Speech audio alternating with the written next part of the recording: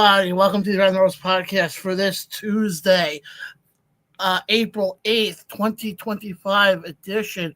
Hope everybody's doing good. I know we got Easter coming up soon. We got Passover coming up if you celebrate Passover and all that stuff.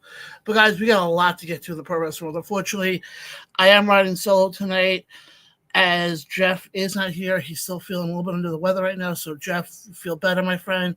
I can't wait to see you back here because, guys, like I said, we every week, at least for the last 3 years, I feel like we've always had the same line that it's right now the busiest time of the year. And obviously, yes, we do got WrestleMania coming up in 2 weeks and all that stuff. But before we get into that, I want to dive quickly first here in what we saw this past Sunday at AEW Dynasty. And I know last year when we recapped Dynasty on this show, I kept saying it was the fake Dynasty, but man, it is what it is. I just have to say one thing. How in the hell can anybody take AEW seriously? I'm being dead serious right now.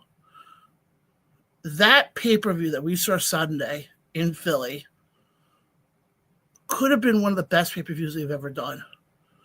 We saw the heel turn of FTR, which was great. It was well needed. It's probably leading us to the eventual Cope and Christian, or as most wrestling fans know them as Edge and Christian, taking on the team of FTR. Probably an all-in. But that one was good. We got a comment coming here from a friend of the show, Mark. Mark chimes in and goes, "Good evening, brother. Hope you're doing good." Thank you, Mark. Yes, I'm doing good. I'm glad to be back on the air, guys. Like I said, guys, like Mark, definitely want to keep your comments coming in. That's how you guys can interact with me. But I want to get into some other parts of Dynasty. And the other part I want to get into with Dynasty is the women's title match. As we saw Megan Bayne take on Toni Storm. Now, I know a lot of people are going to sit there and say, oh, they should have put the belt on Megan Bayne. They should have put the belt on Megan Bayne. For once, I'm actually going to agree with their booking. I think it was way too soon to put the belt on Megan. Not saying that she's not talented. She has the look. She has the it factor. But I think it would have been way too soon. And what I mean by that is this. She's brand new in the company. She just started, I think, right before they went to Australia was when she came back to the company. And the show they did in Australia was back in February. So not even 2 months ago. And you're going to turn around and tell me that she's done enough to put the belt on her this quick? I'm sorry. I disagree with that 100,000%. I think what you should have done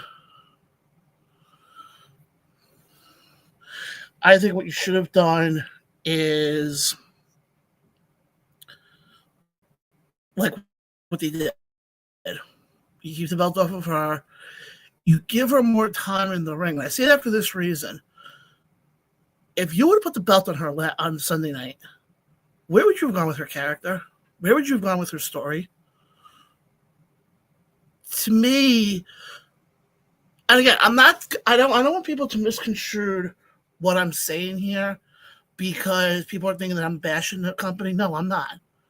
But I think to put the belt on Megan Bayne this early would have done a disservice to her. Now, could we revisit this conversation, say, 6 months to a year from now, and we can say Megan Bayne, AEW Women's Champion? Absolutely. But I think right now would have been way too soon. Would have been way, way, way too soon.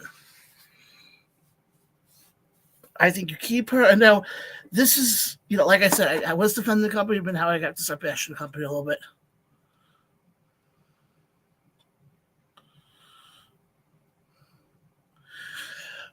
Mark, I'm not going to do what you think I'm going to do. I am going to put it this way. AEW, you got to book. This is the time now for you to book her still. And because we've seen this countless amount of times on AEW, where they will turn around and give somebody a push, and then all of a sudden the push is done, and we never see them again on TV. Why? Explain that one to me. I would love somebody to explain that one to me. I think what you do is you keep her within the title picture, and you know, keep her in the title picture, and maybe Full Gear, around Full Gear, I think is when I think you pull the trigger for her. David, obviously friend of the show, says I think they should have had Swerve take the belt off Moxley. David, I was about to get into that one right now. Main event saw Swerve Strickland once again in a title match at Dynasty, taking on Jon Moxley. And anybody who's going to sit there and say that decision was the right one must have their head so far up there, you know what. What in that decision on Sunday night was right? I would, if you're watching this right now and you agree with them keeping the belt on Moxley, let me know in the comment section why. I'd love to know why you think that was the right move. What has this whole Death Rider story actually done for this company, other than be the death of AEW? I mean, they've done this whole story is, I'll be honest, probably one of the worst stories I've seen. They're just another group. They have no powers amongst them, or any of that stuff. To me, they're just another group. And the problem is to turn around and say, oh, these guys are the bull. Because again, I'll say this again. Keeping the belt on Moxley does what at this point? I don't want people to think I'm, trying to bash on them for what they did to Moxley. I think Moxley's one of the best wrestlers they have. I mean, there's a reason why he's the first 4-time men's world heavyweight champion in that company. But right now, you can't tell me that what he's doing right now with that belt is helping at all. Now, if the long run it's to drop it to a Darby, okay, fine. But they got to drop that belt soon, because the more they keep that belt on Moxley, the more they keep the Death Riders in this position of being the top of the company, the more they're going to hurt their own brand. And the more Tony Khan's going to look like a blooming idiot. And people know my thoughts on Tony Khan. I've been open about it on this show for the last 3 years. Tony Khan is not a booker. He's not a matchmaker. He's not a Paul Heyman. He's not a Vince McMahon. He's a fan who has a shit ton of money, who likes to put stories together just because he feels like it. And Mark said, no, I agree. They should have put... That's my whole thing, though, is why? What are you... I think they're going to have to explain this a lot on this Wednesday's Dynamite.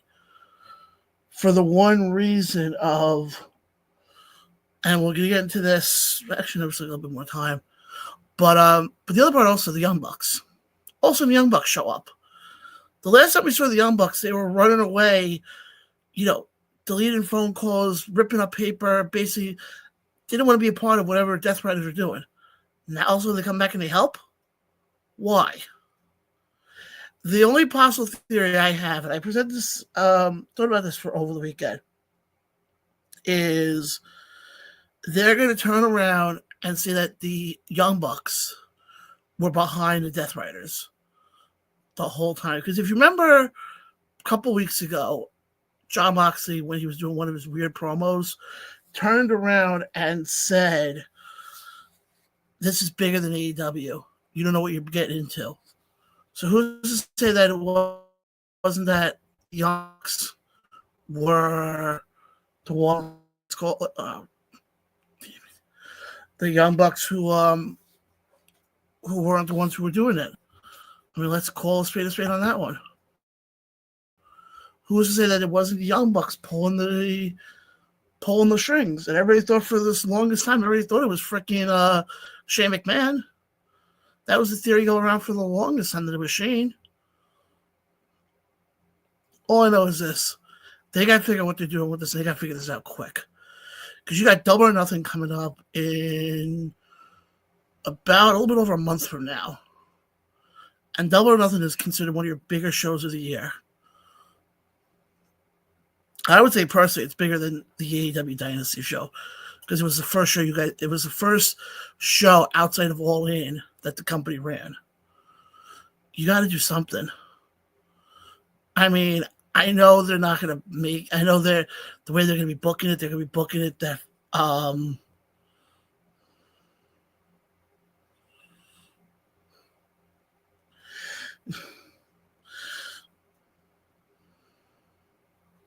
Yeah, Mark, I get what you're saying. Mark said, "Nope, you're right. That's what they are going with." But I'm going to tell you right now, the way this company is going to book themselves, they're going to book themselves at All In Texas is going to be their big show of the year. I mean, let's call it straight here.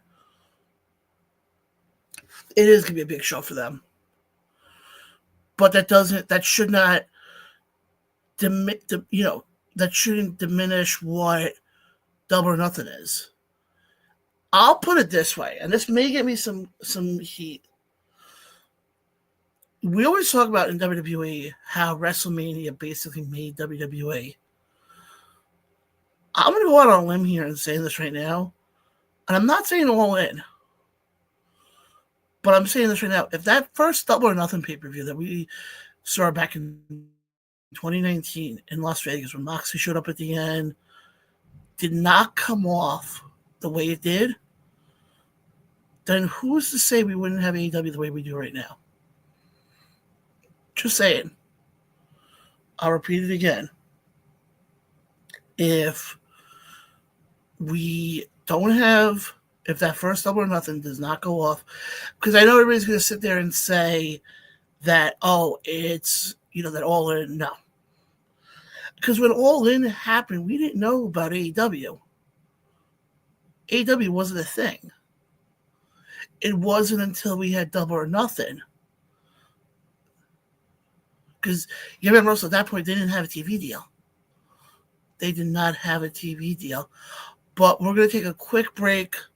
Coming out of this break, we will touch on, I'll give you guys my grade for Dynasty, and I will give you guys my, just overall thoughts on it.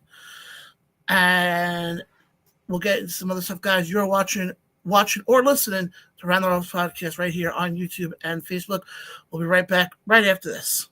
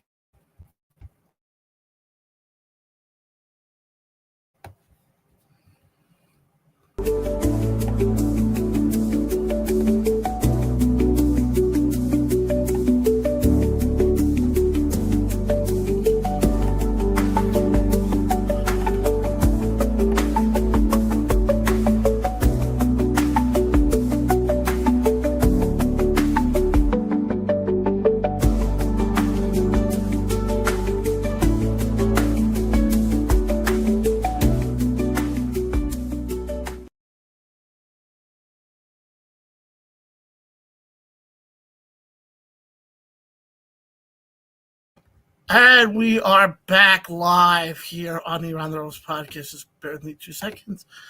Yes, guys, we are live here on the Around the Rose podcast. And before we took our commercial break, I was teasing about giving you guys my grade for this pay-per-view. Honestly, because of what we saw at the ending, I'm not giving it a good grade. I'm going to be honest with you guys right now. I'm giving it a grade of a C-. And the reason why I gave it a C- is solely on the fact of that ending. I thought that ending, I think if you talk to any pro wrestling fan, I don't care if they are an AEW mark or if they're a WWE fan who's been following this whole story with the Death Riders, I think having Moxley retain, it did nothing. It did nothing. So, because now the question is, if it's not going to be Darby, because, with the way Tony Khan books, who the hell knows, then who's it going to be? Who the hell is it going to be? Mark says, I'll go with a D. Oh, the grade.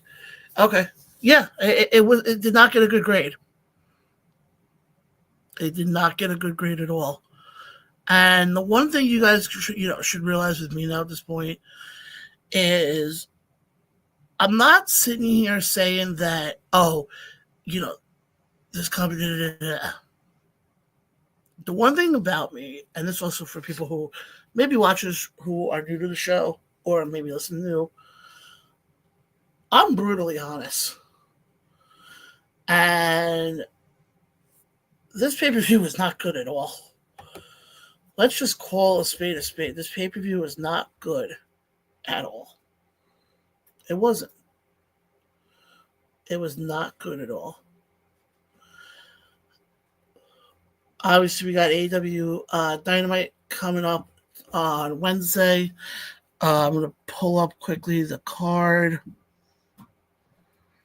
that we have for it. If you just bear with me 2 seconds here. I don't know if we even had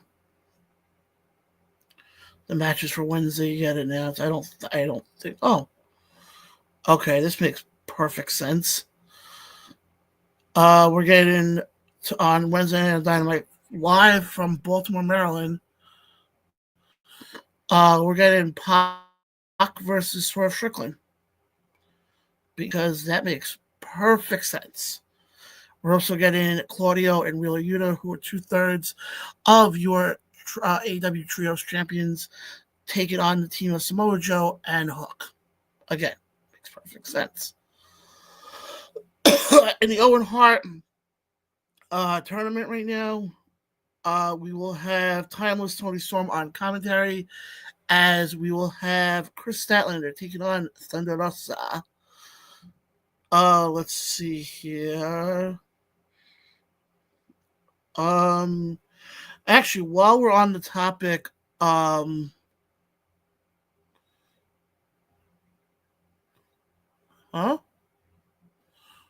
What the? That was weird.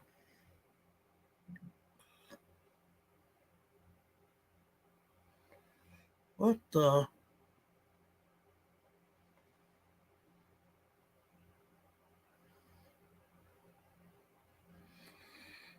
Wow.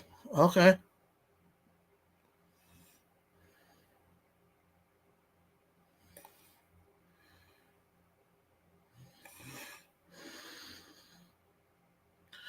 It is what it is. I'm not worried about that right now.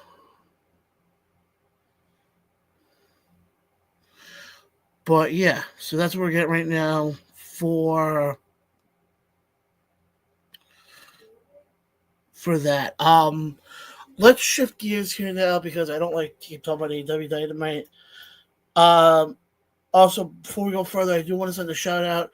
NWA Power had their 200th episode tonight.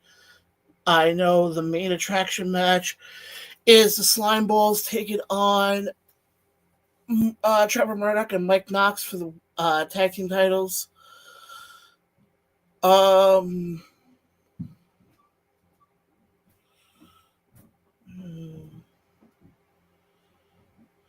Mark, I'm going to get to your comment in a second here. But yeah, like I said, I do want to give them a quick shout out. Congratulations on 200 episodes.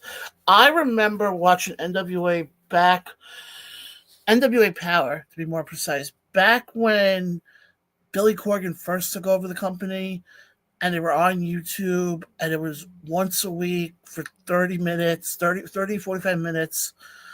And I'm going back to when it was Nick Aldis as your champion.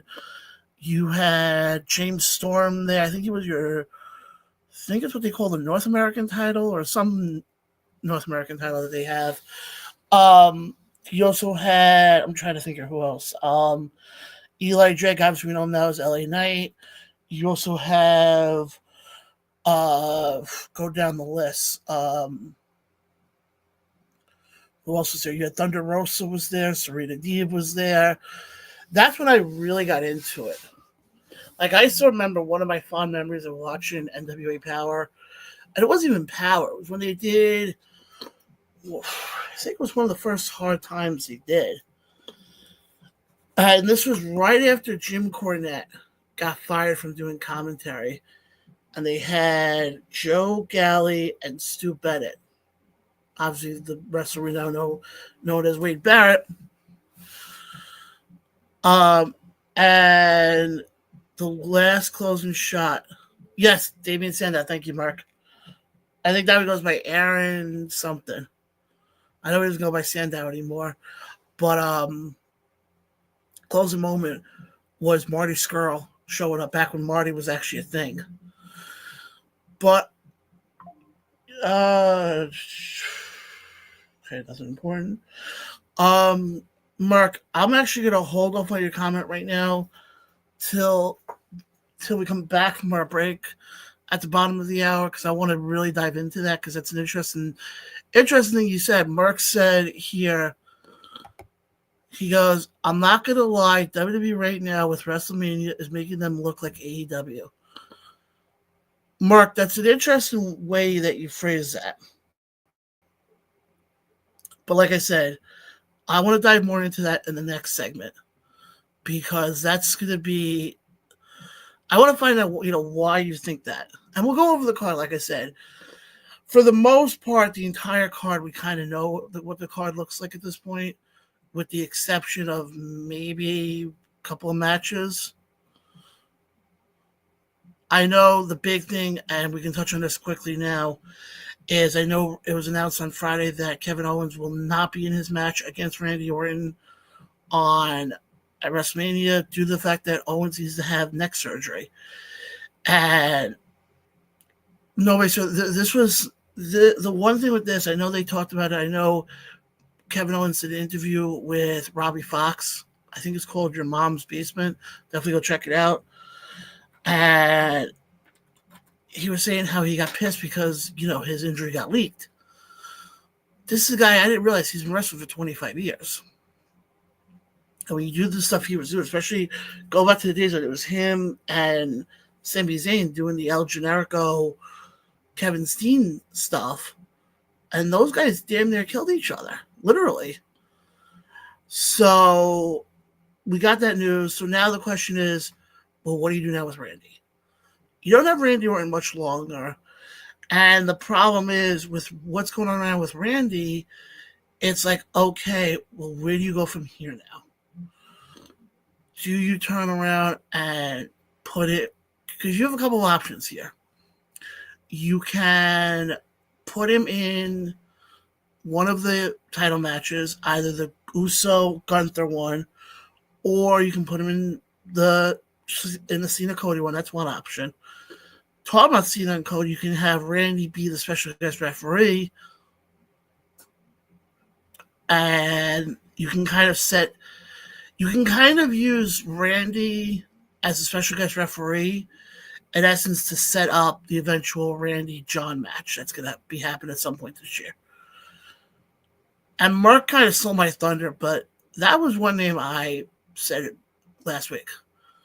When we got the news, I was talking to Ryan Peterson about it,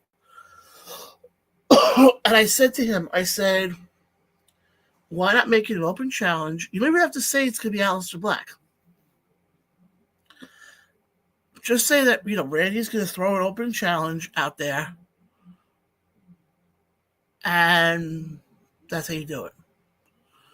You still get that shock value of, oh my God, I can't believe Aleister Black is back with the company.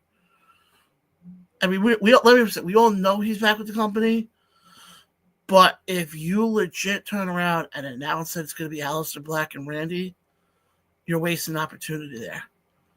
Because you got to remember, this is a guy who we weren't supposed to see till after Mania. If you go based off the vignettes we've been seeing on SmackDown the last couple of weeks, he wasn't going to be showing up till after WrestleMania 41. I think it was going to be that Friday after Mania. And I think if you turn around, that's what I was saying, if you do the open challenge idea, almost similar, if you guys remember back to WrestleMania 38 when Cody returned. And we all knew it was going to be Cody and Seth. But you had that moment. Why not? I just think at this point,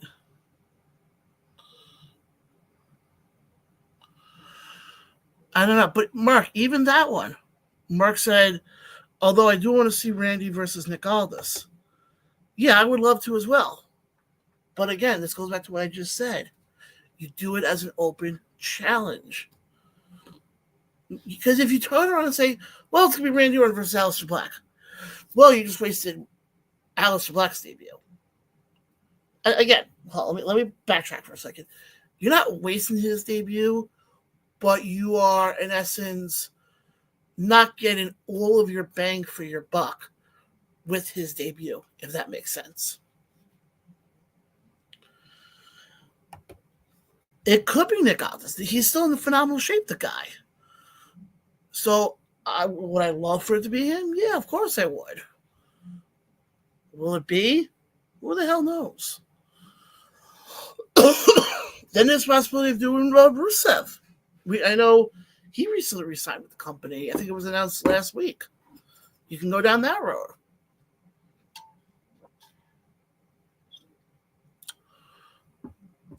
There's so many possibilities you can go down. Hell, even if you don't want to do Aleister Black, why not somebody from NXT? Why not a Trick Williams?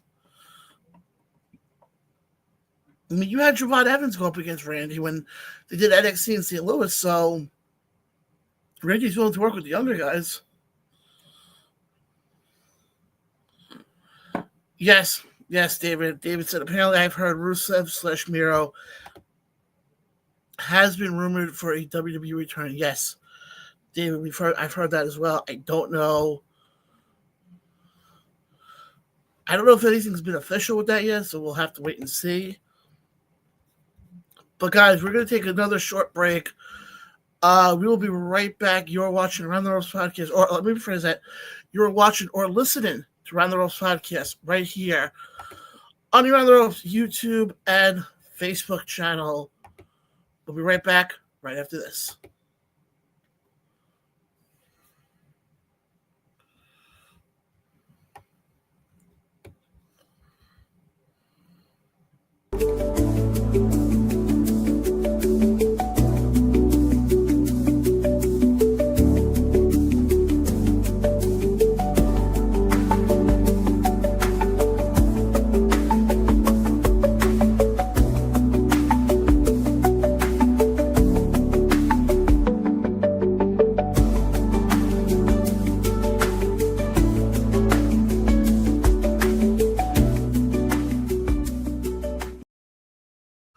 And welcome back to Around the Ropes Podcast right here on the Around the Ropes YouTube and Facebook page.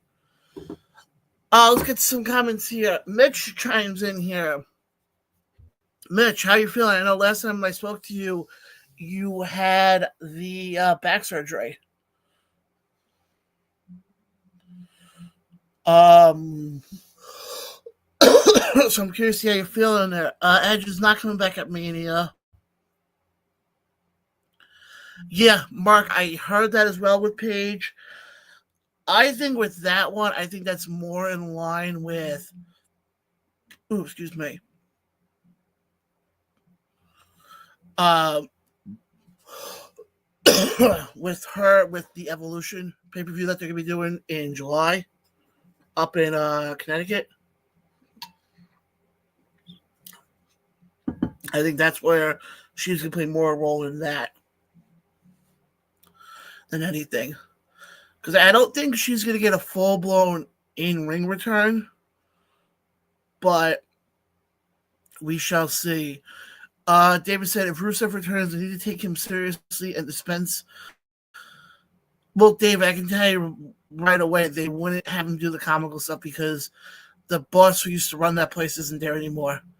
And Hunter now and TKO kind of take their shit seriously. Mitch says, I thought he would have come back when they were in Belgium. That would have made more sense. How, Mitch? How and why would that have made more sense? Mitch said, doing okay, still hurts. Mark says, I agree, David. Amanda says, hey, babe. Hi, Amanda. But, guys, definitely keep the comments coming in. I appreciate it all. Guys, at the top of the hour,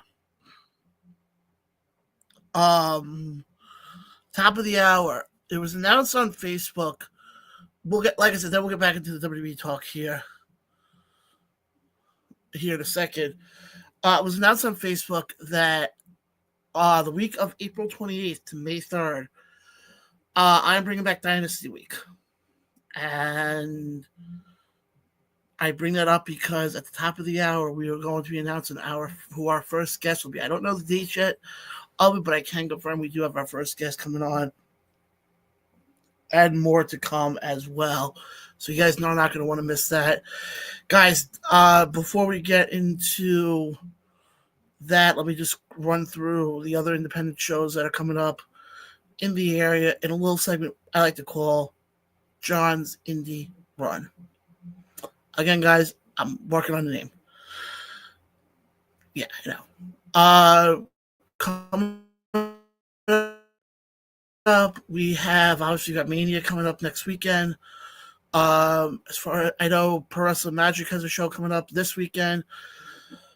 With one of the matches being Alex Ryman taking on Cheeseburger. I know it's supposed to be Alex Ryman versus Mike Bennett, but something went wrong with that one. So we got that coming up. In May, I can talk about this a little bit more in depth now. Diamonds Are Forever, Dynasty Wrestling, their all women's show. The poster did come out. Next week I'll have the poster on here. It looks like we're finally getting Johan Nahara and Black Rose, so I'll definitely get both of them on in the weeks to come. Looks like they're doing the Damian Adams Invitational with such superstars as Tina San Antonio, Kelly Madden, and a few others, so we'll definitely get into that. And so much more. Guys, again, Diamonds Are Forever is coming to Empire Live beginning of May. Again, guys, we'll get into all that later on. On November 17th, the NWA returns to the 2300 Arena for the Crockett Cup. This is going to be a big one because we did find out who Tom Latimer will be defending the title against, and that is the one and only Rhino. The Crockett Cup is the NWA's big tournament that they've done. I think it's 6 times they've done it or 5 times they've done it now, of the best tag teams. So you're not going to want to miss that, especially the fact that the where was it? Hold on. Especially the fact, come on, where are we going?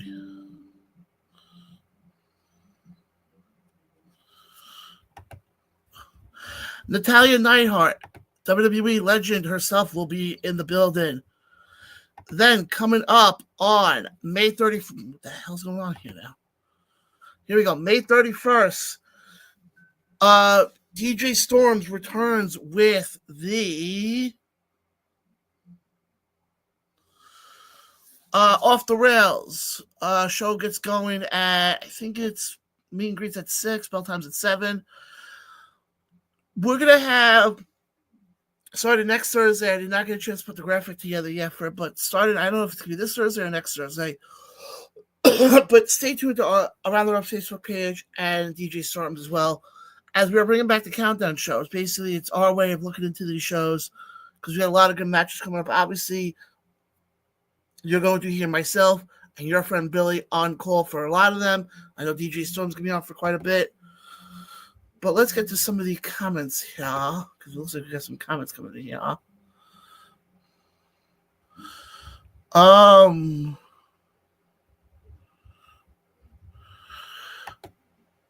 Let's see here. Mitch said he's from Belgium. Okay. Mitch, you got to realize, story-wise, it has to make sense. Carl said you're going to have soon to be the new Dynasty champ. Carl, I've been saying that for the longest freaking time. I mean, Carl, you should know this by now. I've been freaking advocating for Black Rose for the longest time. Speaking about Billy. Hi, Billy. Oh, that was loud. Ow. I think I need to have headphones on that one. Apparently I said November 17th. I meant to say May 17th. Babe, of any people you should know, I had a long day today. Oh, yeah. I want to get to this cover right now. He goes...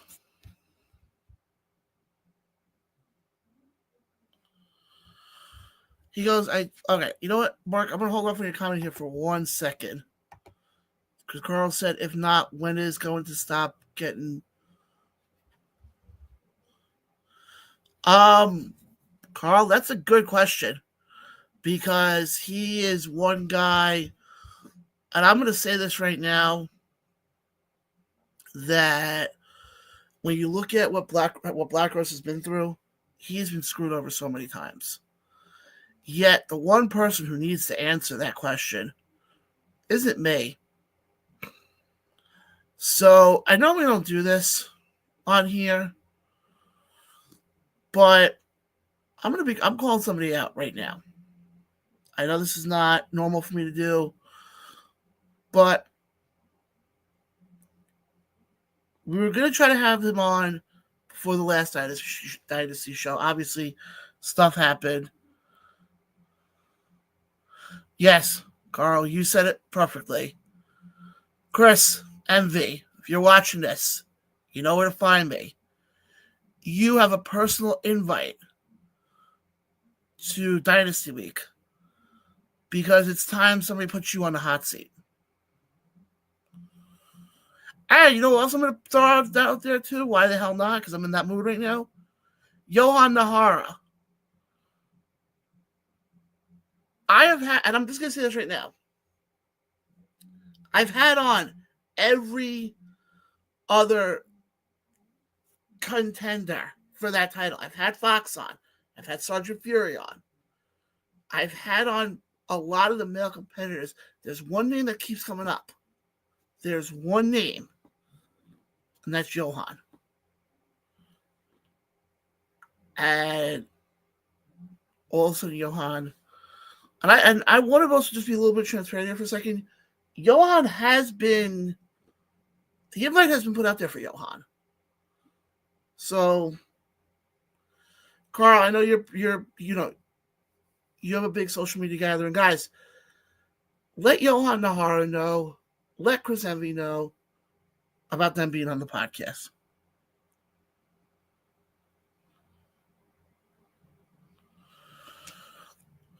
But, guys, like I also said, and that's the other thing else I want to just bring up. The week of April 28th, I just want to bring this up quickly before I forget, is, like I said, it's Dynasty Week. However, we're adding a little caveat to it. Carl, I'm glad you're here. Amanda, I'm glad you're here, and all that stuff. Because on Facebook today, I'm gonna go to the Facebook post here for a second. Hold on, let me see something here.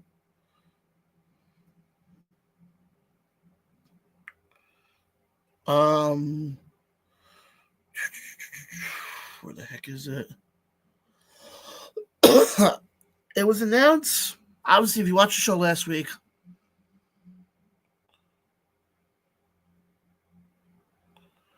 yes, Carl. As we announced last week, we are now a part of Backstage Radio Network, and I bring this up for this reason. Backstage Radio Network is heard on Odyssey. Now, Odyssey is the same platform that you can listen to WFAN or WCBS FM 101.1 here in New York. Around the Ropes podcast is going to be on that. It's going to be a part of that. It's going to be heard on that same platform. It was announced earlier today. May 3rd is our first show on there. We are going to be live, not live. Let me just phrase it this way. It's going to be 12 to 2 every Saturday. Basically, that's going to be used mostly for replays of the show. In case you couldn't watch the show live, couldn't listen to the show live, or don't have time to watch it live on YouTube, this will be another option as well. Obviously, we'll have Spotify going back up as well.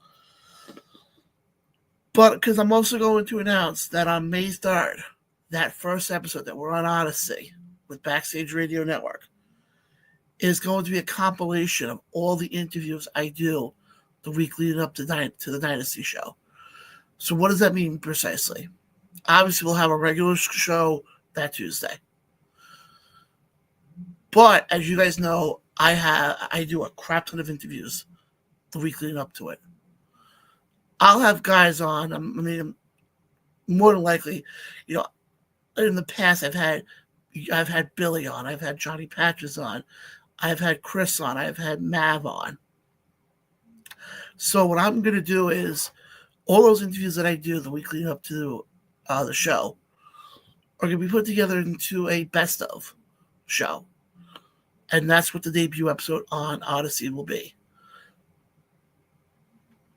The Diamonds Are Forever Dynasty Week Best of show. So guys, definitely go check that out. It's a huge deal. And it's a huge deal on the sense that this is the big levels now, guys. This is the big time level now. And I'm honored by this. But guys, we'll get more into that in a second here, guys. Gonna take another quick break here. You are watching or listening to Round the Ropes Podcast. We'll be right back right after this.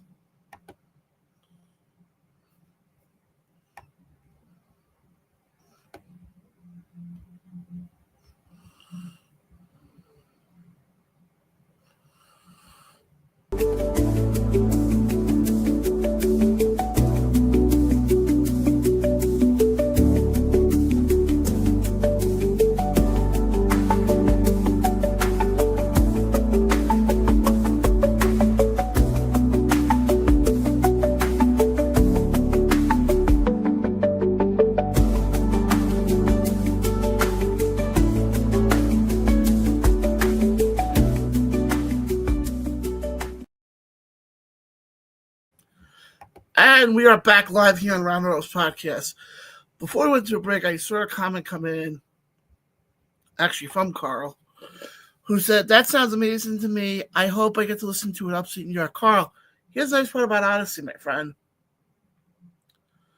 As long as you have an iPhone or an Android, I'm not trying to downplay the Android phones here, go to either your Google Play Store or your iPhone or your App Store.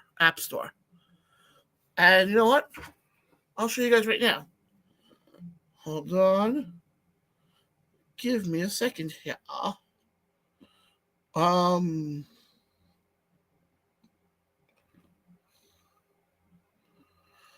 Do I have? I don't even think I have the app. Oh, I do. Okay. Yes. As you see on here, there you go. It's an app. It's called Odyssey. Audacy. All you gotta do is download it, and you get all the shows. If you're in upstate New York, like a lot of the fans of Around the Rose podcasts are, it won't be a problem, guys. With this new venture, we're going to be going now on 39 streaming platforms. I think I figured out the math. It seems to be about 39 streaming platforms. And what I'm going to do, hopefully I can get a hold of them, this week. And I can get the names of some of the apps. Because I think basically it's every app you can think of. And all that stuff. So we're going to have that coming up for you guys as well. Yes. Yes, Carl. Carl. Could it be more convenient? He goes, I get that app.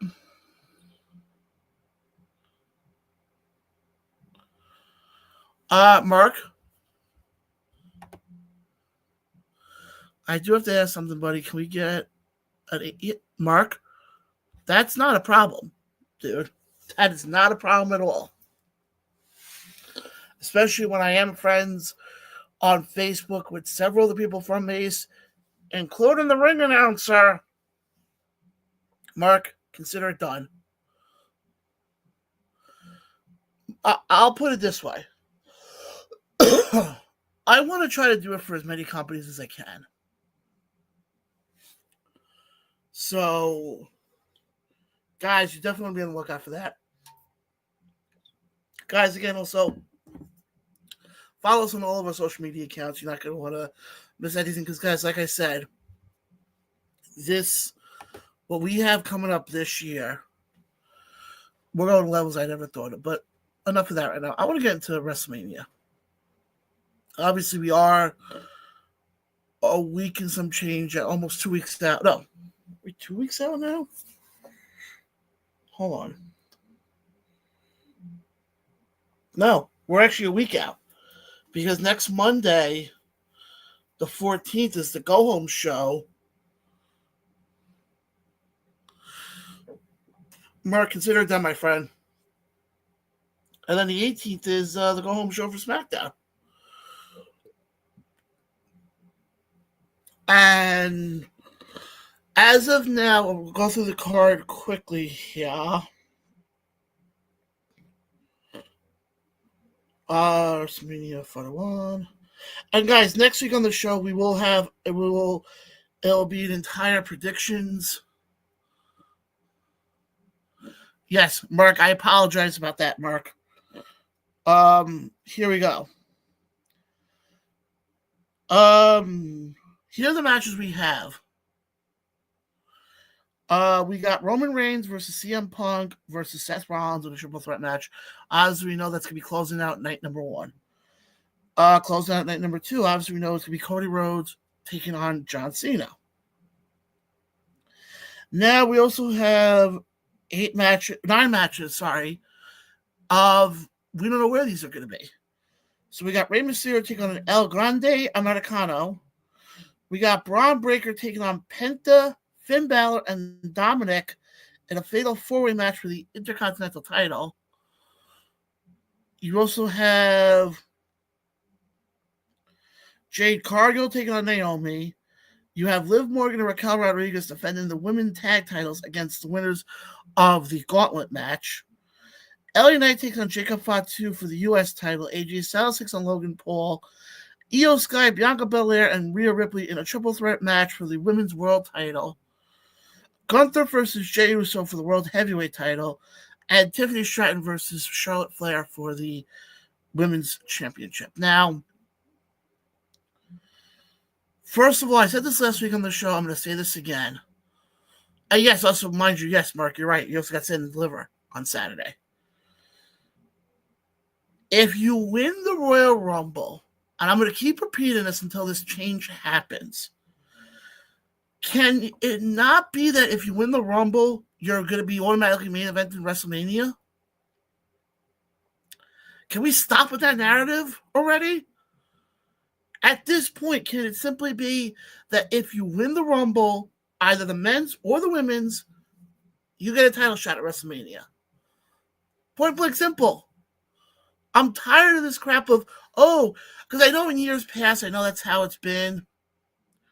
Yes, Mark, and yes, also, we mentioned before with Randy versus Bacon. But we have to stop this notion already that, if you win the Rumble, you want to. No. We clearly see that's not the case this year. We clearly see Charlotte is not main event in night 1 or 2. We clearly see that Jay isn't. So we have to stop that. But I want to go back to a comment that Merck said earlier.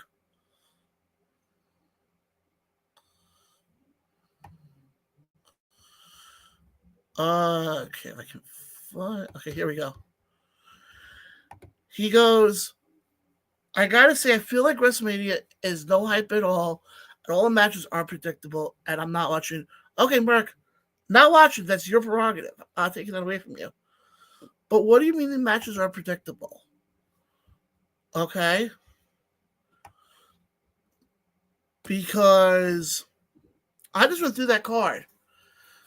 And obviously, like I said, next week we will do more of a full-blown recap, full-blown preview of it. But I'll give you an example.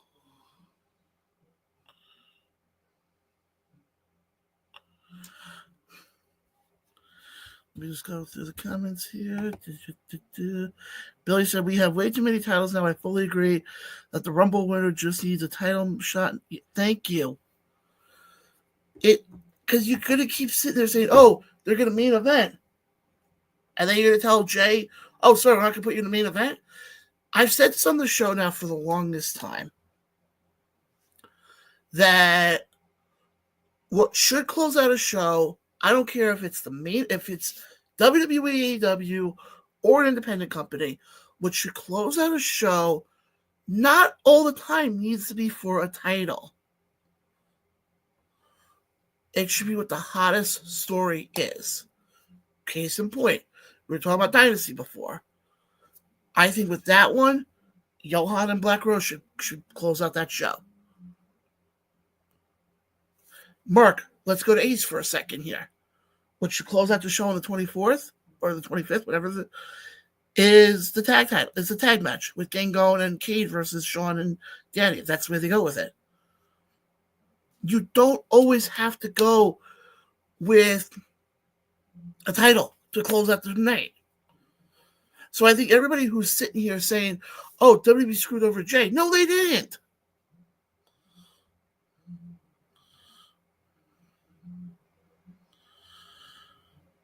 Mark, interesting that you say that, though. Interesting that you say that. Because he says here, he goes, for instance, we know that Jacob is taking the belt off of LA Knight. Cena's going to win the title, and Jay, I believe, is going. Okay, but Mark, you're saying because 3 matches are predictable, you're saying the whole card's going to be predictable? I disagree, Mark. Because, like I said, I'll go through the card one more time. I don't think I think yes. Okay, we'll go through it now quickly.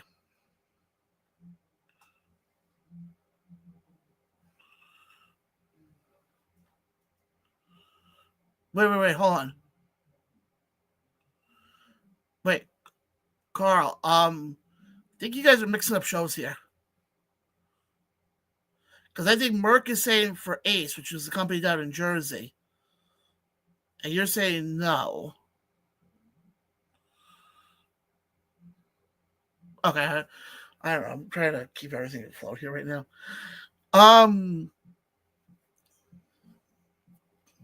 Guys, like I said, Shit, I just lost my train of thought here. Oh, yeah. But you're looking at this Mania card. And I think the problem is...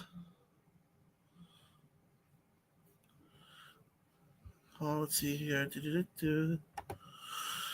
Carl said, I've been watching for radio for 30 years, my man. Billy said, it's very divided. Old school mentality says we should main event with them, which I dig, but sometimes the other story... Yeah, that's kind of what I'm saying here. I mean, I said this a couple of years ago when Punk made his return to AEW. And the comment basically was... Okay, thank you, Mark. That's what I thought you said. The comment was he was going up against Darby Allin, and they were in Chicago. And I think I remember correctly, Christian Cage was in the main event. Oh, okay. Okay, Carl.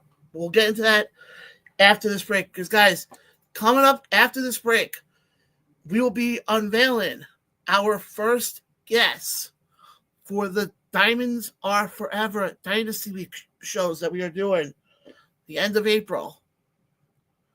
You're not going to want to miss who our first guest will be.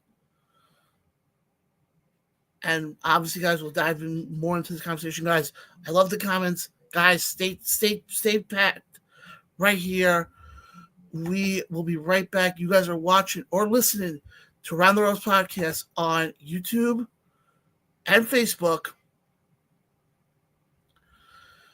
Guys, again, subscribe to us on YouTube, follow us on Facebook, and all that fun stuff, guys. You're not going to miss what we got coming up in hour number 2 of tonight's show. Again, guys, we'll be right back right after this. Again, you're watching or listening to Around the Ropes podcast live on YouTube or Facebook. We'll be right back right after this.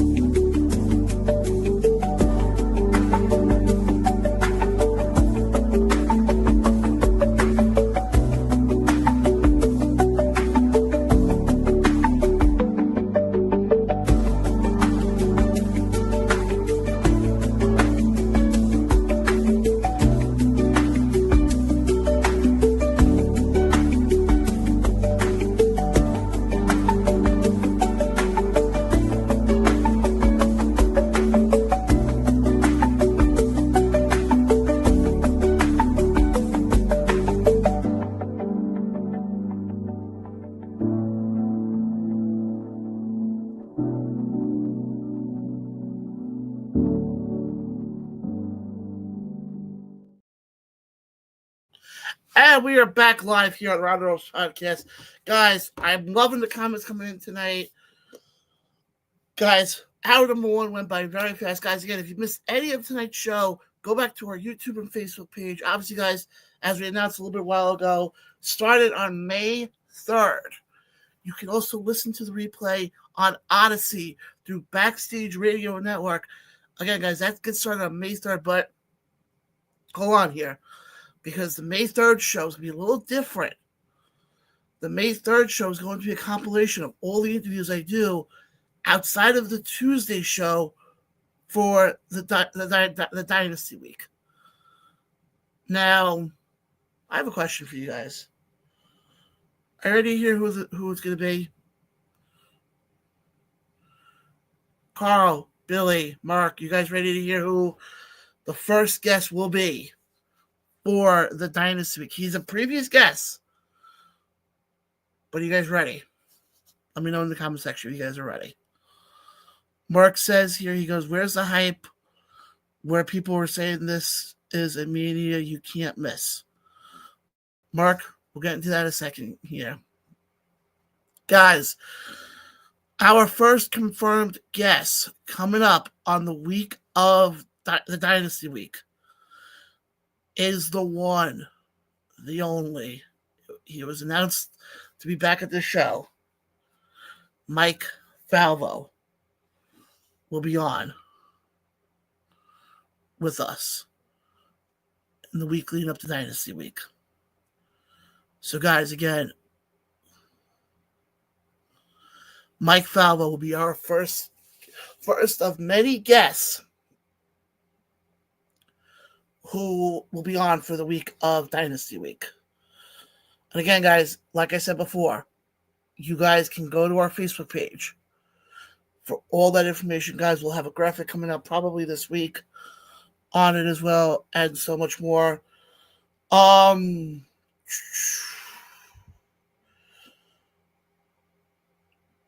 Billy, if you can still hear me, let me know in the comment section if you would like to join that week as well. You're more than welcome to. Carl, I don't know. That's a good question. I don't know. And that's where I'm very curious to see, is it going to be Mike or is it going to be Leo? Who knows? Because realistically, we didn't hear anything about Leo being announced, and Mike got announced pretty quick. So, again, who knows? But I definitely want to put out the invite, like I said. As I said in the previous segment,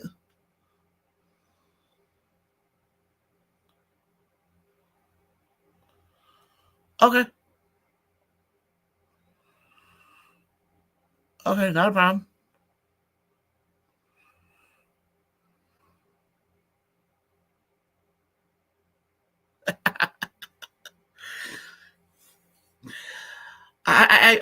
Yeah.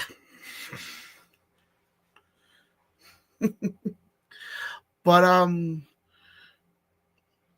well, guys, again, we have 2 confirmed people now. But guys, like I said, we got that coming up in a couple weeks. But I want to get more into this talk with WrestleMania, because I actually have to disagree with Mark. I don't think this is going to be predictable, because I think the problem is you can still go so many ways with this. You look at what we're seeing right now.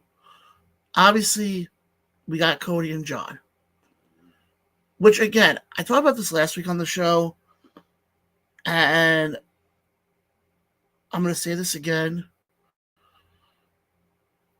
You could have done this whole Cody-Jon thing, Cody Rhodes, John Cena thing, and not include The Rock at all.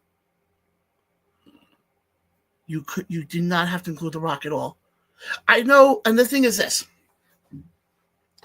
If this was WWE's attempt to sell more tickets because it's Mania, they didn't need to, okay? Because how long has it been that this company has always had to play the thing of, we have to ride off the freaking whatchamacallit? We have to ride off the shit. We have to ride off the legends here. Then we have to ride off the coattails of guys like Hunter. You don't have to anymore. You got enough guys on that roster. Mark, you don't have to write and say, can I ask questions? Just ask your question, dude. You're totally okay on that. But you could have done this whole thing with Jon and not need The Rock at all. I know the whole point was Cody and The Rock.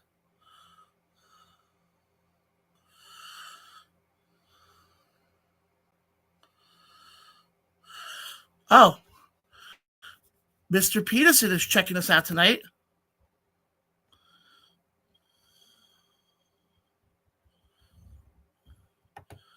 Hold on. He goes, El Grande Americano numero uno. Ryan, I'm glad you know that's... yeah. What the hell's going on? There we go. Carl says, I don't think it's 100% that Jon will win, that Cena will win. If that was the case, Cena would have won the Rumble. I don't know, because they said they had a stat come out that that every time Jon has fallen short of winning the Rumble, he's won the title.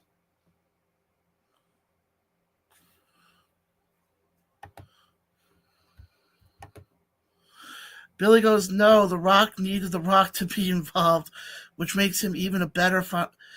I see what you're saying. My whole point is this.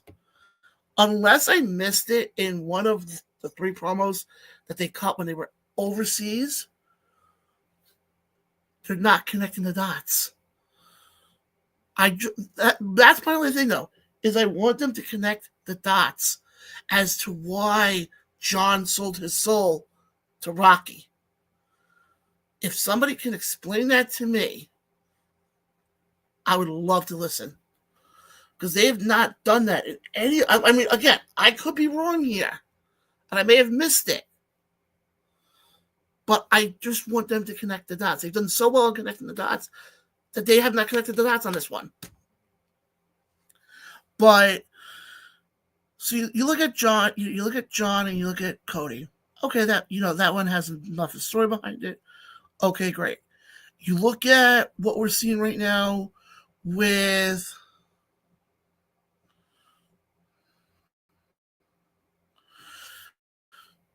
Merck says, so if John Cena loses, right, it makes 0 sense than them turning him heel. Merck, here's the thing, okay? Turning him heel, I don't know if we can sit here and say right now that it makes sense. Because, yeah, we've seen him for 3 weeks. He's still in the same setup and all that stuff. But to sit there and say that him not winning the title isn't going to make sense as much as him turning heel, that's jumping the gun a lot on that one.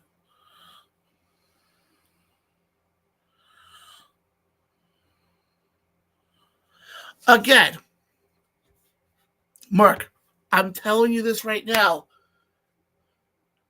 If you look at the technicality of it, I've said this the last couple weeks on the show, there is no record to be broken.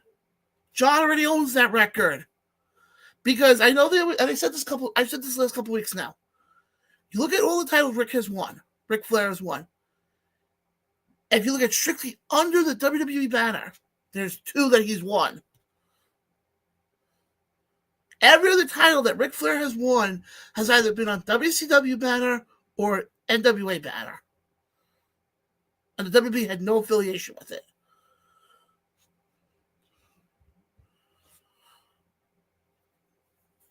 So if you want to be technical, John Cena owns the record already by a landslide.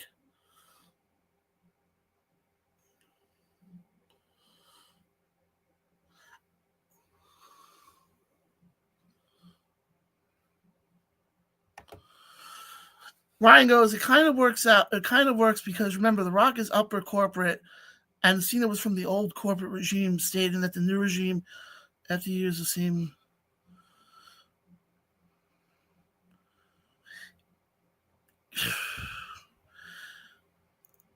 Yeah, I could see that.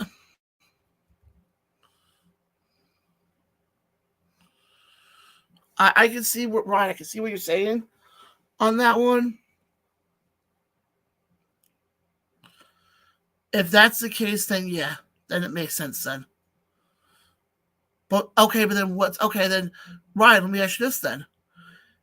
If that's the case, is the plan that is the ultimate goal then? Well, hold on. Not goal. Is the payoff going to be that we get Team Rock versus Team Hunter at Survivor Series and the winner gets control of WWE?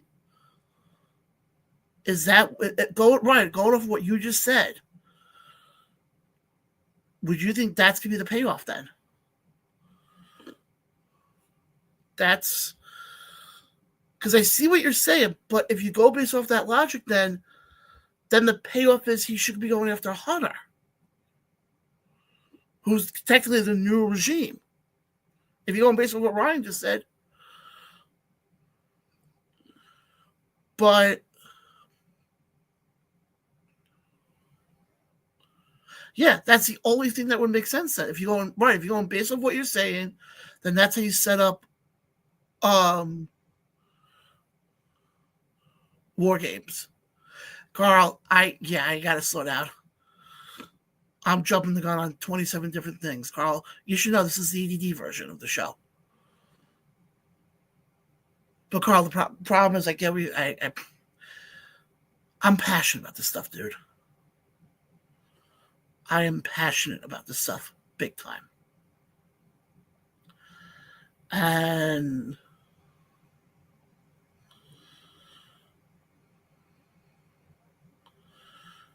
that's why I hope. I hope, trust me. I do hope. But, taking that match out, taking the two main event matches out of John Cena and Cody, and the triple threat match we're seeing night one.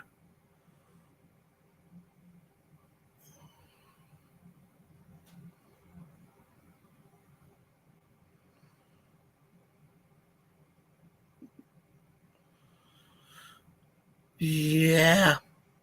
No, Carl, actually, me and Ryan, we're on good terms. We are on good terms. Actually, Mr. Peterson, can you hear me? Actually, I got an idea here. I have an idea here. Let's see here. I'm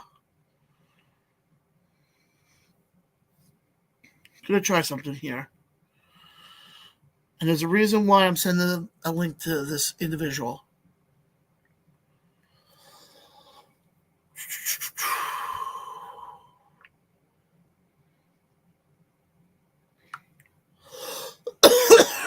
Damn it.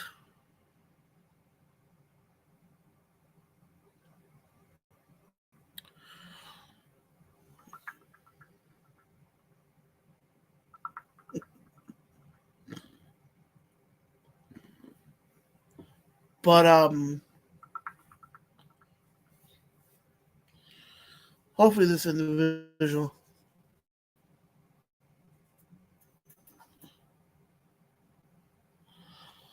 All right. What was I gonna say, guys? We're going to take another short break here, and we're gonna come back and dive more into the wrestling talk, guys. I'm loving this right. You guys are on podcasts or listen on Spotify, YouTube, and Facebook. And if my damn computer would work, that would be even better right now. There we go. Okay, guys, we'll be right back right after this. What the hell's going on here now? Love when technology doesn't work for you. We'll be right back right after this.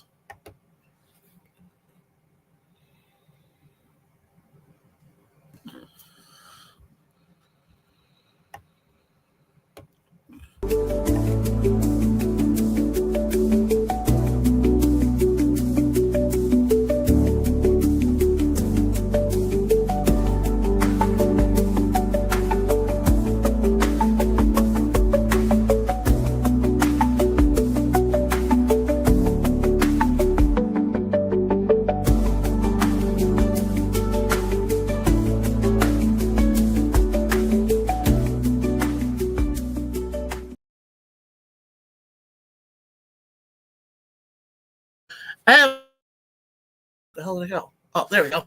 We are back live right here on the Rose Podcast. Guys, definitely love all the interaction tonight. Continue, leave your comments in the comment section below. Guys, again, follow us on Facebook, subscribe to us on YouTube, all that fun stuff. Like I said, guys, the big news we have coming out of tonight's show is that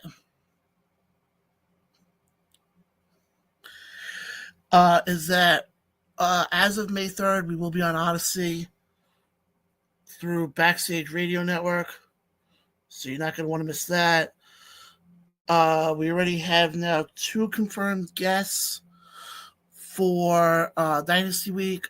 One of them being the one and only Mike Falvo, and the other one being your friend Billy. Guys, obviously, we'll have more to announce in the days to come. But those are your first two confirmed guests for Dynasty Week. Obviously, guys, you'll also find out tonight we will be having a week dedicated to East Pro Wrestling, courtesy of, well, actually, it was kind of Merck's idea, and I kind of like it. So we'll definitely do a couple things leading up to the next East show. Obviously, guys, we'll have stuff coming up for Bree when Bree Combination does their next show, which I think is going to be sometime in May. Obviously, Off the Rails, which is DJ Storm's next show, on the 31st. So we're going to have that. And guys, like I said, it's going to be a lot of fun. It's going to be a lot of work, but it'll be worth it. And I want to finish up this wrestling talk here. Again, why does everybody want to see me and Ryan in a match? We all know I would win. We all know I would win. Seriously. There's no debate on that one. There's no debate on that one. Who would win that one? Very easily. Hands down.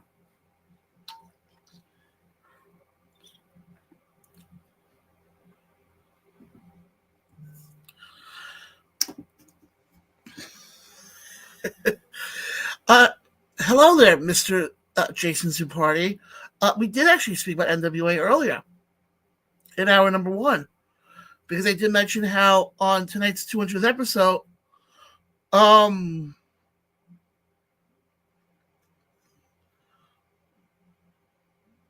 right, Peterson, I'm going to address your comment in a second, but I want to get back to what Jason just said here. Jason, we did hold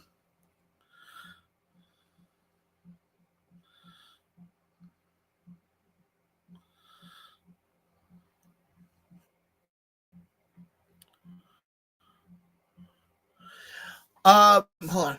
A lot of comments come in here, and I want to keep everything on track here. Mr. Zupardi, we did actually speak a little bit about NWA, because I did promote the fact that tonight's show is the tag title match with Slime Balls taking on Trevor Murdoch and Mike Knox. I did kind of talk about, my first run with watching NWA. So we did talk about NWA. Ha! Mr. Peterson. Ha. Ha. Really? Really? The one time I want to bring this freaking comment up now, there we go. You'll say you will win because you let your girlfriend fight your battles for you while you... Oh, there we go.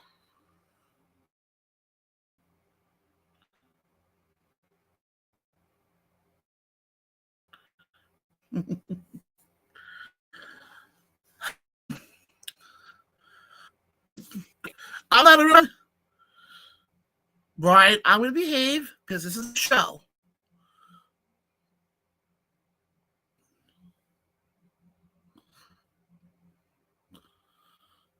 I'm going to behave, okay?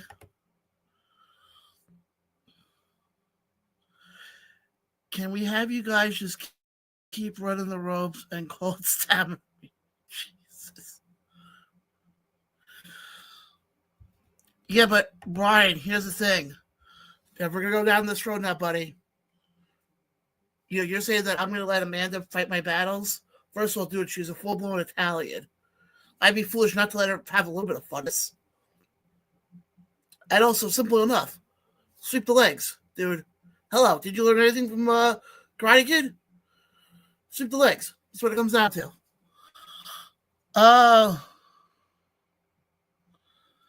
Yes. No, Carl, I do not do anything with Immortal Championship Wrestling at the current time. I got Ryan's back. Yeah, Jason, I appreciate that, and I definitely want to get into some more NWA talk in the weeks to come. Carl somewhere. Yeah, Carl, I'm gonna play nice.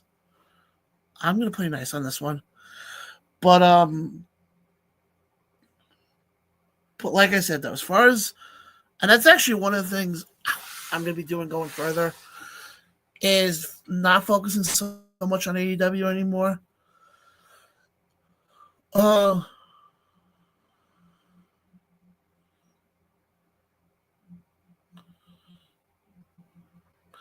Carl, here's the problem with that.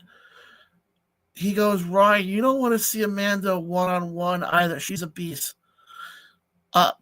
Carl, one kick the wrong way and Ryan's done.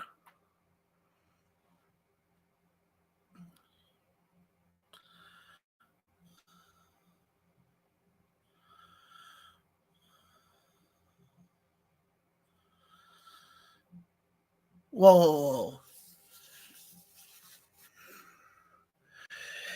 He goes, it'll either be your girlfriend, who, by the way, is really Timu Italian, FYI, or Billy or anybody else, because, again, as the saying goes, you can't fight your own battles.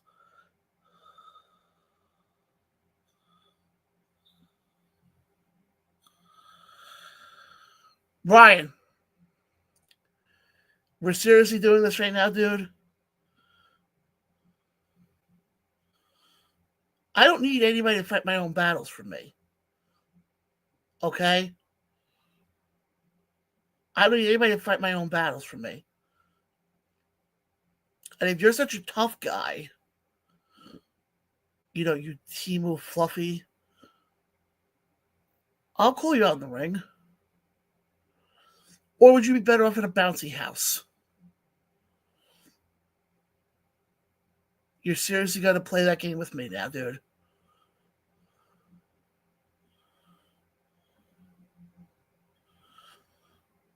Brian, I'm going to tell you right now, this is not a road you want to go down. There's a comment.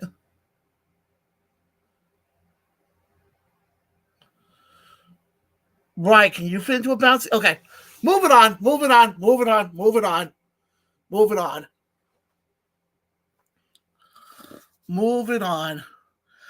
But no, but like I said, I want to get back to the wrestling talk here. In addition to NWA, I also want people, there's another company I think people really should start checking out, and that's MLW. MLW had their Battle Riot show this past weekend in Los Angeles.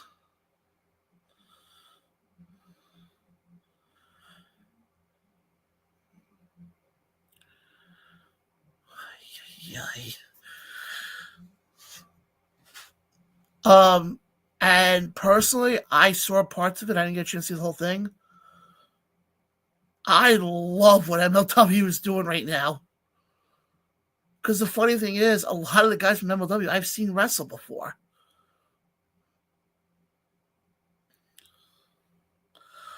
And Carl, it's all good, buddy. And you can turn around.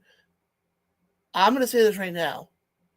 The fact that you got Dominic Dijakovic in a tag team with, what's his face?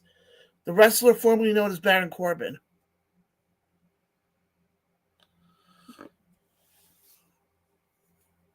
Tagging together.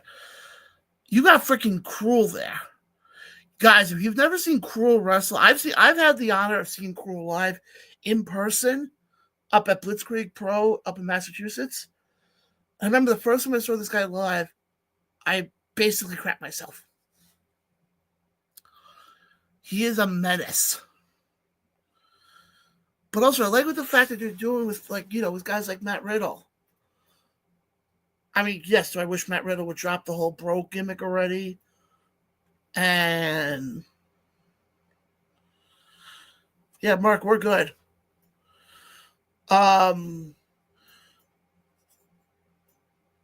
Yeah, but that's just my theory, though, with it. I think, another team to watch out for in MLW is the Andersons, C.W. Anderson and Brock Anderson. I think is a good team to watch out for. I know they're part of the the new Horsemen or the current. I don't remember what the whole thing was. But the one thing I liked with MLW is the fact that the pay-per-views are free on YouTube, which I like. I really do. And all that stuff. But, excuse me. Yes. And here's the funny thing about Contra. I have been a fan of Contra now for the longest time. I still remember, this goes back a couple of years ago. If somebody in the comment section can remind me, I appreciate it. I think Jacob Fatu was part of Contra.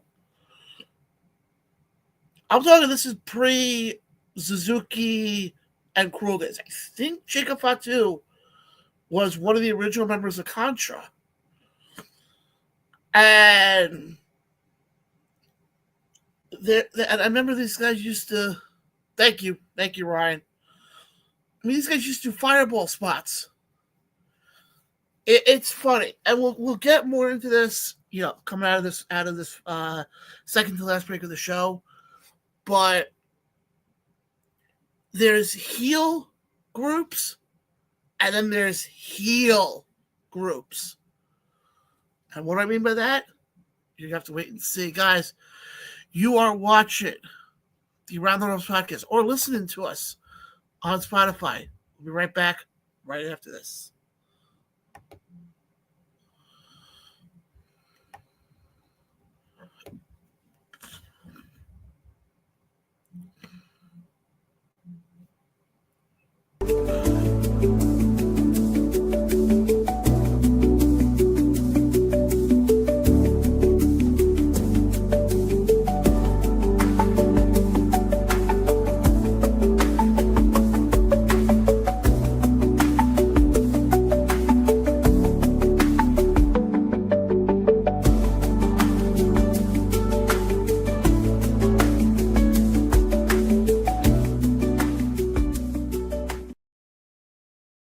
And we are back live here on the Red Rose podcast. Now, before I went to the break, I was saying how you have heel groups and you have heel groups.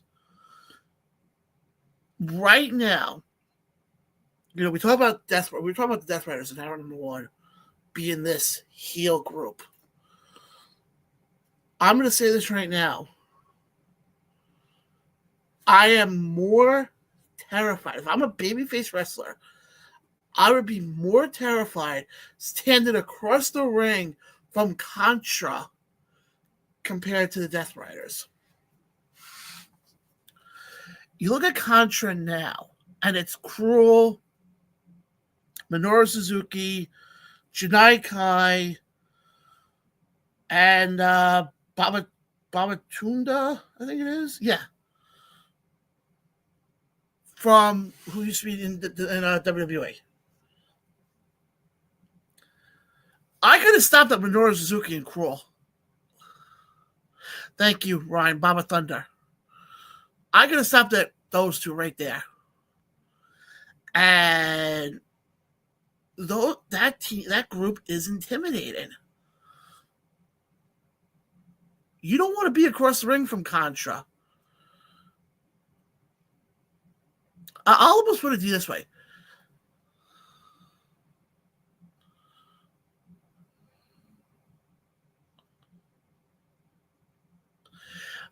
Well, no, it's white shirts, not wife beater shirts. Which, by the way, I don't know if you guys saw with the Death Riders things for a second. You can buy a Death Riders t-shirt on AEW Shop.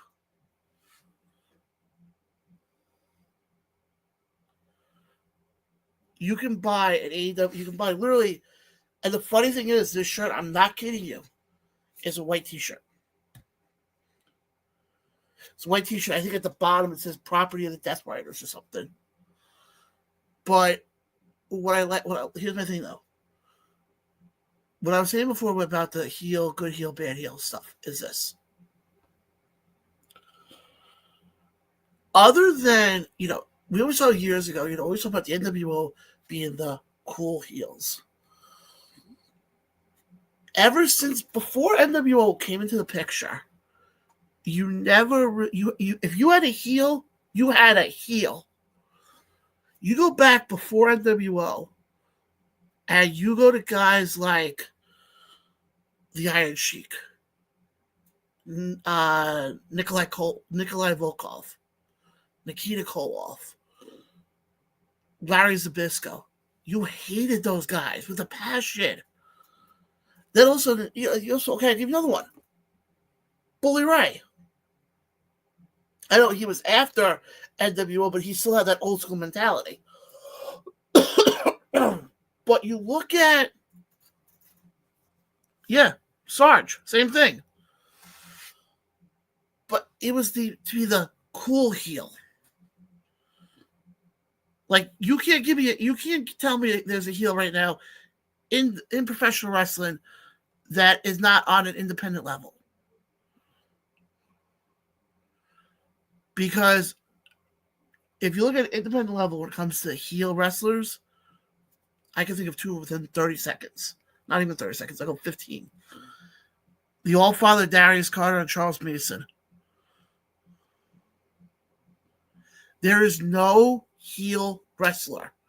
Because I know everybody's going to sit there and say, well, what about MJF? MJF is not a heel.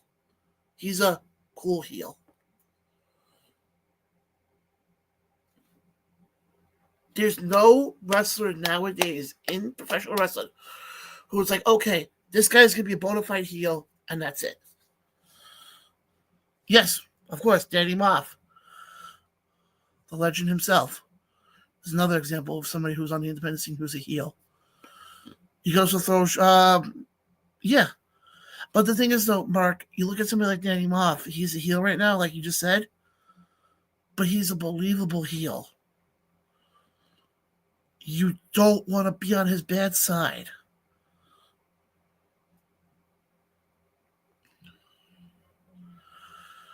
Yeah, but Carl, what's funny, though? He said, the only one close I can see is Dirty Dom. Give it time. They're going to turn him babyface. Give it time. He's getting over with the crowd now. Give it time. He's going to be a babyface. And to me, Dirty, yes. If Dirty Dom would have stayed the same without having the potential of turning babyface, then yeah, I would agree with you 100%. But we all know inevitably he's going to turn babyface. He's going to break off from the Judgment Day. He's going to either go on his own or he's going to try to rekindle things again with Mommy there, Rhea Ripley.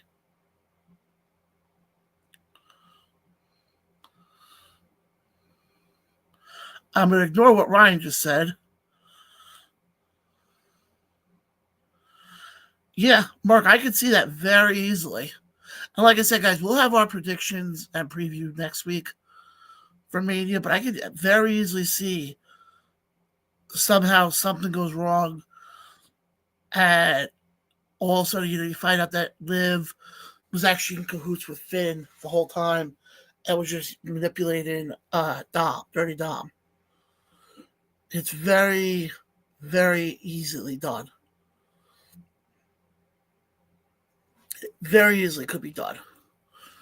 And like I said, you can't give me another heel right now. Okay, I want somebody in the comment section, give me a true heel in WWE right now. I'll wait.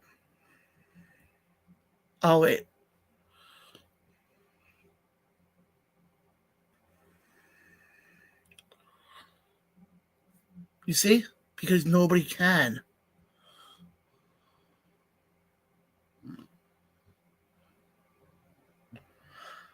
Carl, I'm hoping to get Black Rose on before the show. Like I said, I'm hoping.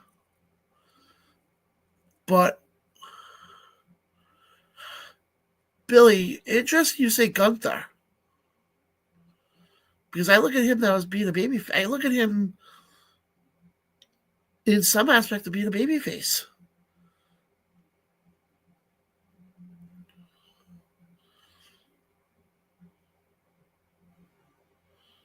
Billy, Billy, if you don't mind, just kind of, just elaborate on that, please. I'm curious to see, Gunther, because like I said, I view Gunther now more as,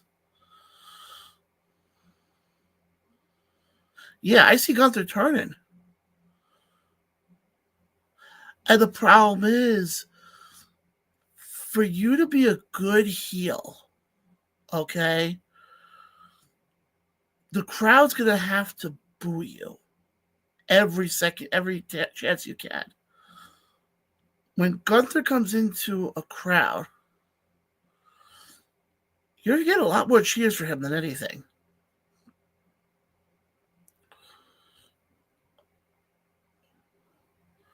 Okay, now let's flip the table here for a second. AEW, can you give me a legitimate heel right now?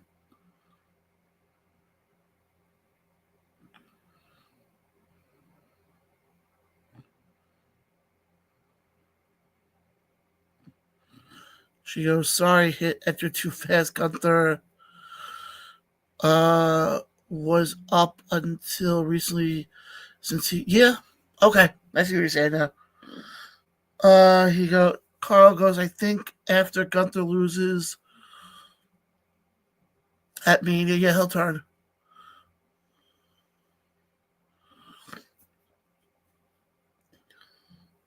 Actually, Billy, I did say AEW now.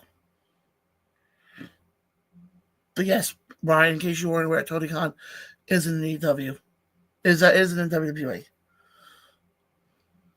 But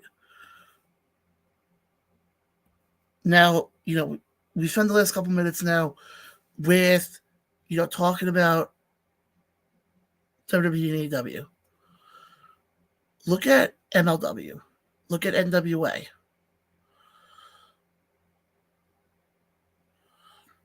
You get more. You look at NWA right now. Go down the list of your heels.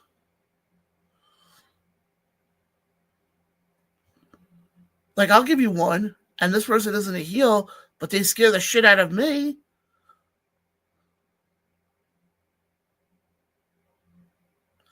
Billy, thank you for joining us. I appreciate it.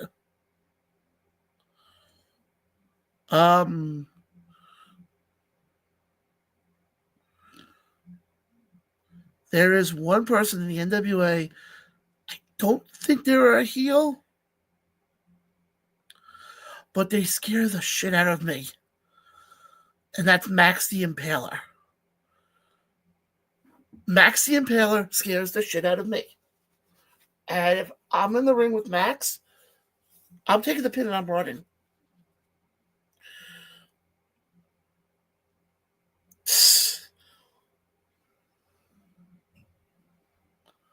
Yes, but Carl, my point is this though. You look at the independent level, yeah, you have a lot more of the heels. I mean, case in point, let's look at Dynasty. Fox, Omar, what's his face? Jimmy. Heels right there.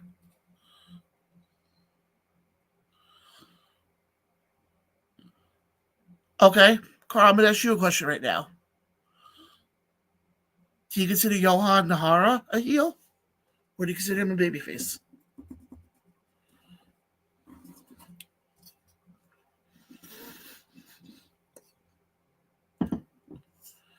Only one that I would be scared is getting into the ring with Chick. Yeah.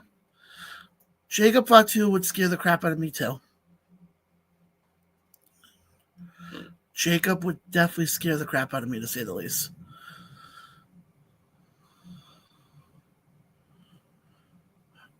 Interesting you would say both, because I'm going to say more of a chicken shit heel. Holy crap! Ronell, how have you been? Holy crap. Haven't heard from you in a long time, my friend. But Carl, going back to what you said, though, both, I would say more being a chicken shit heel. Because he keeps, because Carl, the problem is, this goes back to what I was saying before. People love the bad guys now.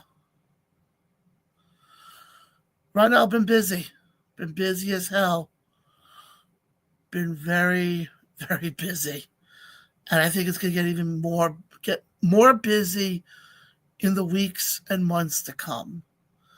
But guys, we're going to take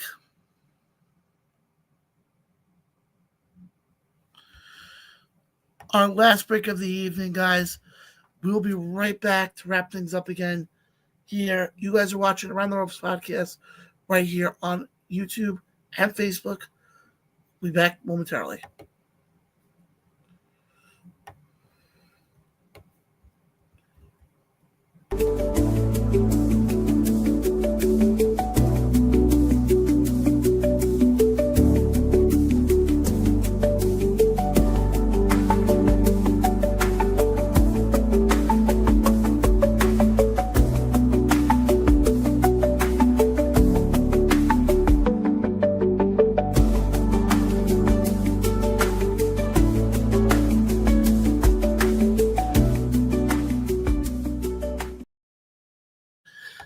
And we are back, guys. We are about to wrap things up here on the show.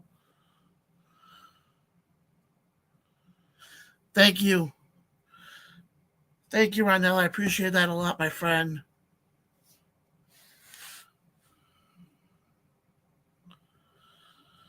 Hey, Mark, here's the thing I'm going to tell you right now, buddy. We won 6 in a row. You guys couldn't do anything against Detroit. We won 6 in a row. We beat Miami, so we're good in that department. But guys, like I said, to wrap things up now, I appreciate everybody who was in the comment section tonight. It means a lot. Like I said, follow us on Facebook, follow us on, subscribe to us on YouTube. We do have a Spotify page that should be back up and running. Literally right after the show, because I'm going to be uploading this episode right there, and so much more, guys. Again, also, I know Ronald just came in here. A few other people guys. Also, like I said before, starting May 3rd.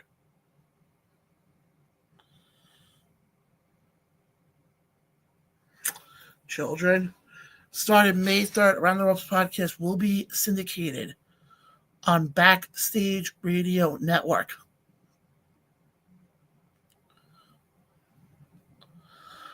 No, Carl, I'm not doing 24 hours live.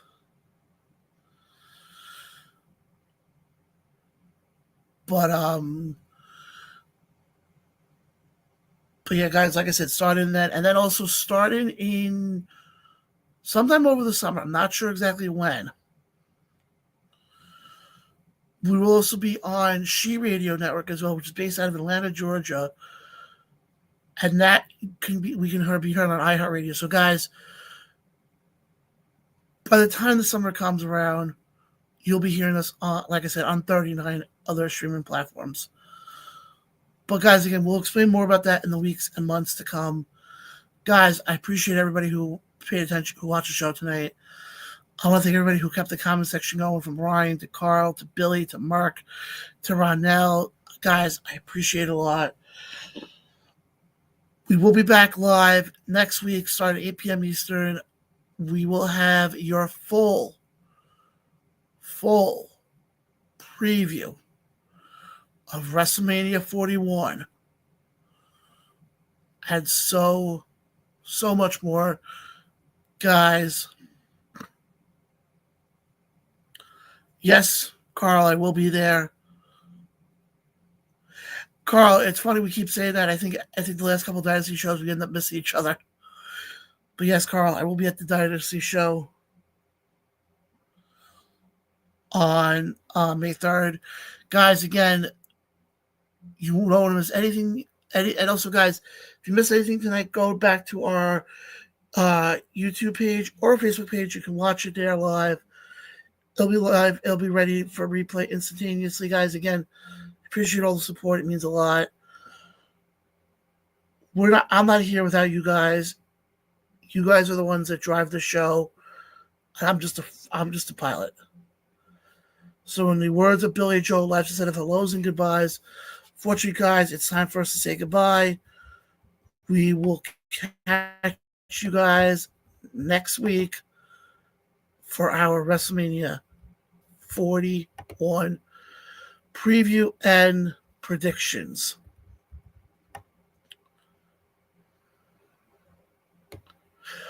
Oh, okay.